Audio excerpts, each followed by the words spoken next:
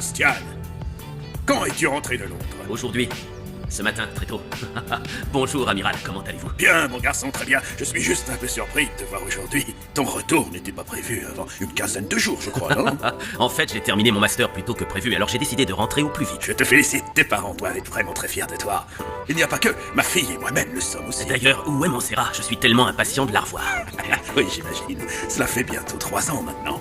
Écoute, ma fille vient de sortir et je crois qu'elle est allée sur la plage. Oh, alors je crois savoir où je peux la rejoindre. Oui. Bienvenue de nouveau parmi nous, Sébastian. Je suis content de te revoir. Merci, et je voulais vous dire... mes parents organisent une fête ce soir sur notre yacht pour célébrer mon retour au Mexique, mais aussi pour annoncer notre futur mariage avec Montserrat. Entendu, nous serons là, bien sûr, nous serons là. Merveilleux, alors excusez-moi, je file la retrouver.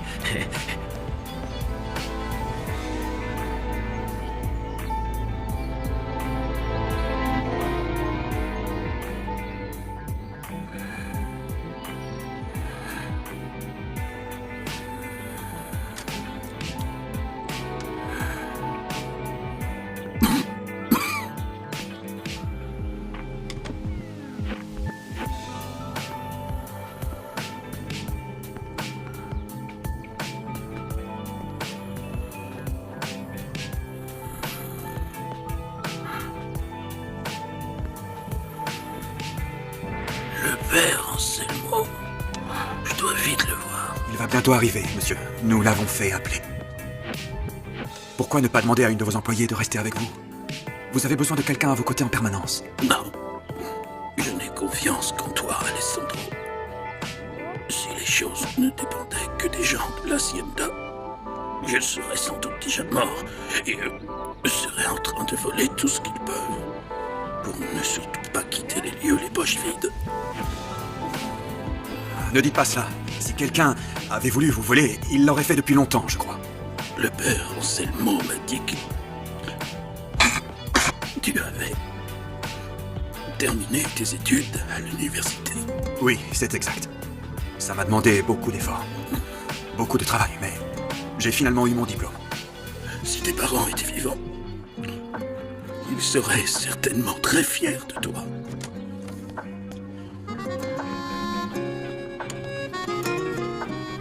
Merci d'être venu, mon père. Il vous réclame depuis un long moment. Comment va-t-il? S'il te plaît, mon fils, laisse-moi seul avec lui. Benjamin, je suis là pour vous accorder l'extrême onction. Non, je ne veux pas de ça, mon père. Je ne le veux pas. J'ai tellement péché dans ma vie que je ne le mérite pas. Eh bien, au moins, acceptez de vous confesser, je vous en prie. Pourquoi faire? Vous les connaissez déjà. Mes nombreux péchés, mon père. Oui, oui, bien sûr que je connais tous vos péchés. Mais il est encore temps pour vous de vous repentir. Ne quittez pas ce monde sans avoir d'abord soulagé votre conscience, monsieur Almonte. Il est encore temps d'agir correctement. Justement, mon père, voilà pourquoi je voulais vous voir.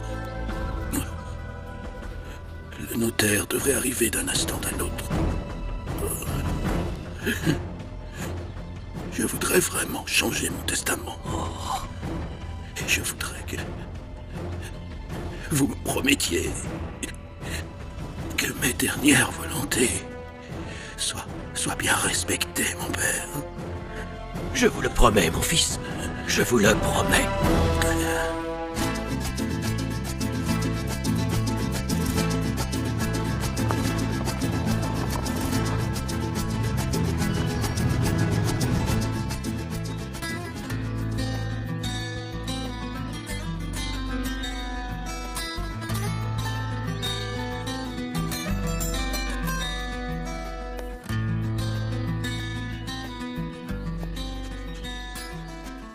Dites-moi une chose.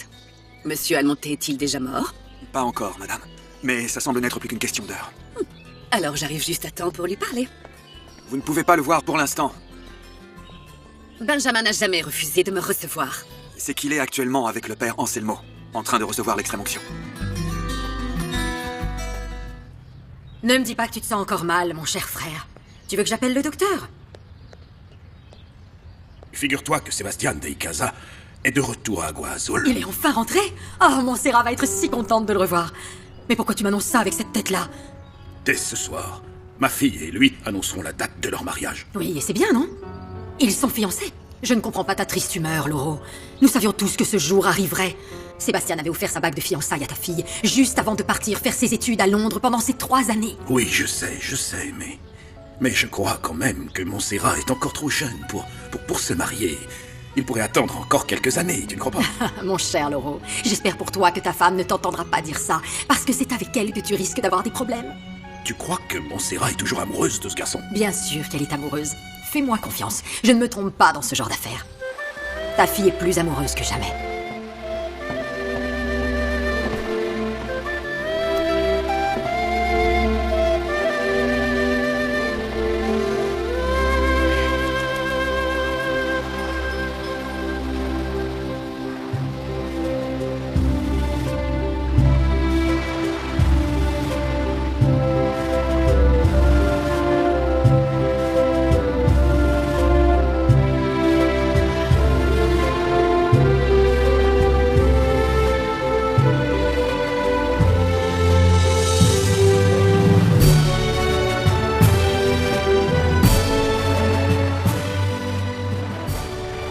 Mon amour. Ma chérie.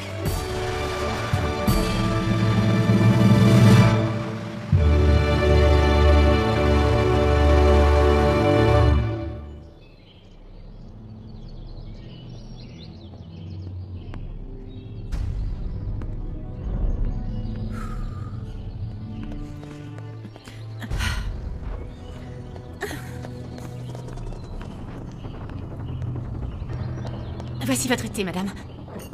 Avez-vous besoin d'autre chose? Non, vous pouvez sortir.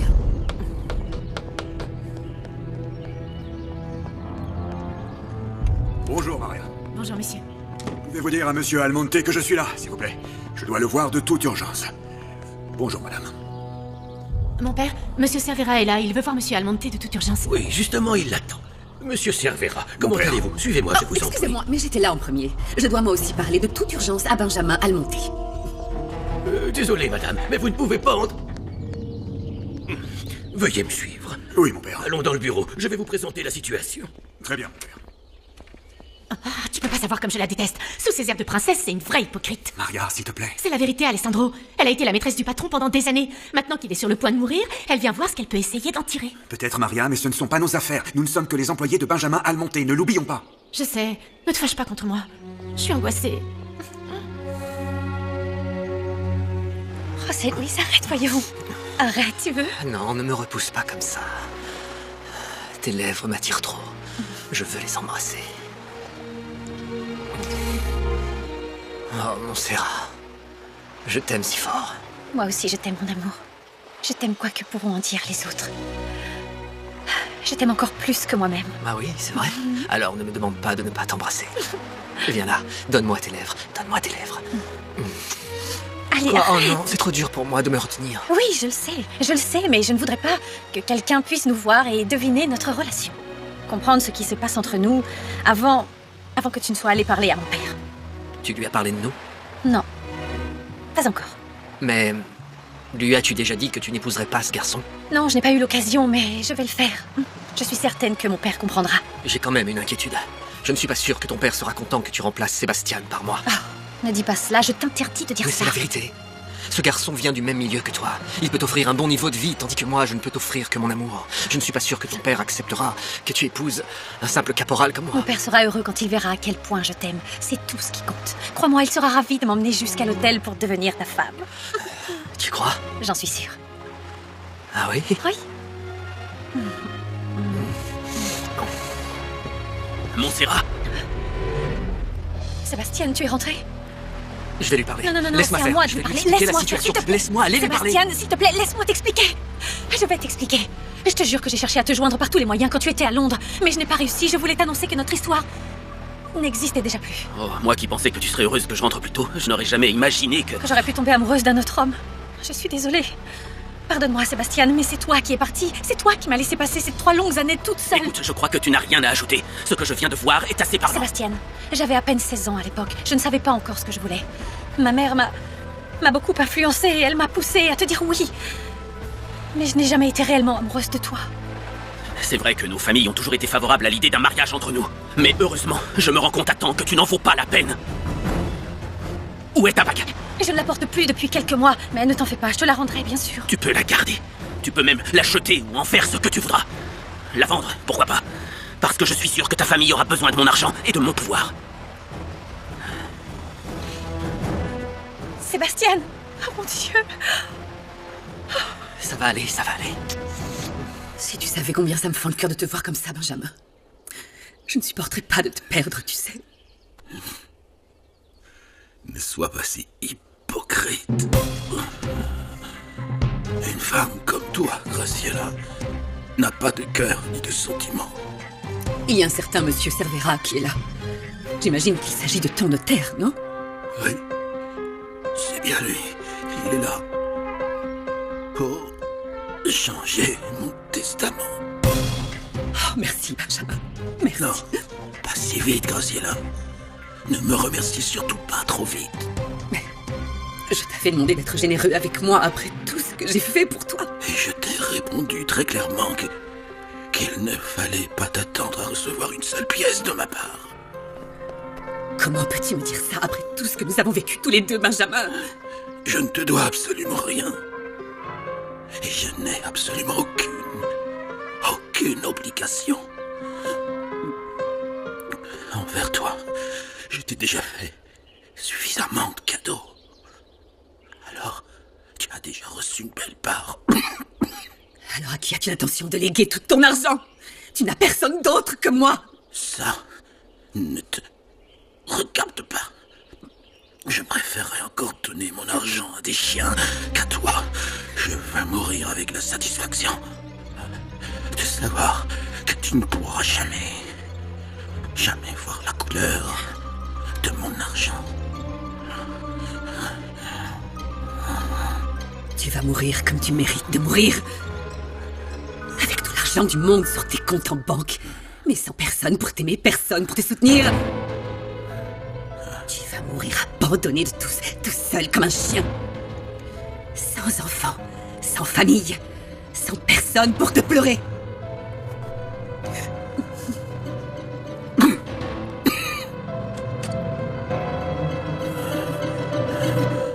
J'espère que tu ne reposeras jamais en paix. Que jamais tu ne trouves la moindre paix.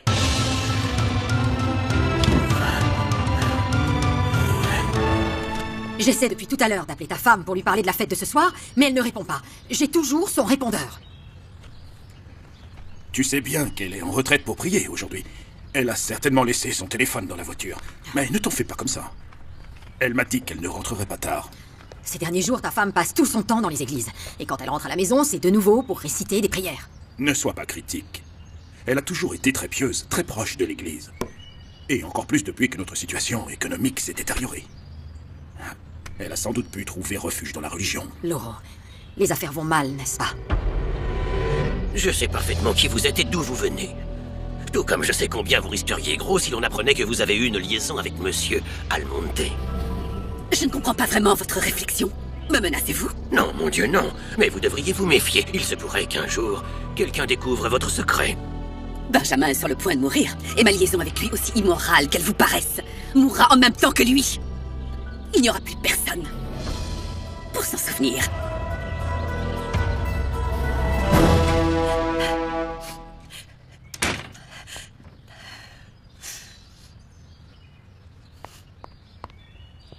Montserrat, ma chérie. Papa.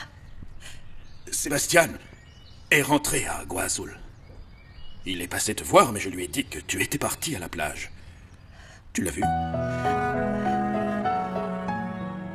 Pourtant, tu n'as pas l'air très contente de revoir ton fiancé. Il faut que je te parle, papa. Moi aussi, je dois te parler, ma chérie. Viens. Assieds-toi. Alors, dis-moi une chose, chérie. Est-ce que tu veux vraiment épouser ce garçon? Papa. Pardonne-moi cette question, mais tu sais, j'aurais beaucoup aimé pour toi que tu voyages plus, que tu découvres le monde et que tu étudies, que tu prennes ton temps, que tu vives plus de choses avant de te marier. Tu es encore tellement jeune. Je n'y peux rien, mais à mes yeux, tu es toujours ma petite fille. Ma petite Montserrat. Et je sais aussi que ta mère a eu une grande influence. Elle t'a convaincu d'accepter de te marier avec Sébastien. Je pense que tu ne me contrediras pas. Tu t'es fiancé avec lui parce que tu sentais que c'était ce qu'elle voulait. Mais, enfin, ce que je voudrais savoir, c'est si tu es réellement amoureuse. Oui. Oui, papa. Je suis sincèrement amoureuse, mais... Montserrat, raconte-nous tout. Quelle tête tu as fait lorsque tu as vu ton fiancé arriver? Oh, il est vraiment très beau garçon en tout cas. Et il vient d'une si grande famille. Tu as vraiment de la chance, ma chérie. Tu n'aurais pas pu trouver meilleure partie, sois-en sûre. Quoi?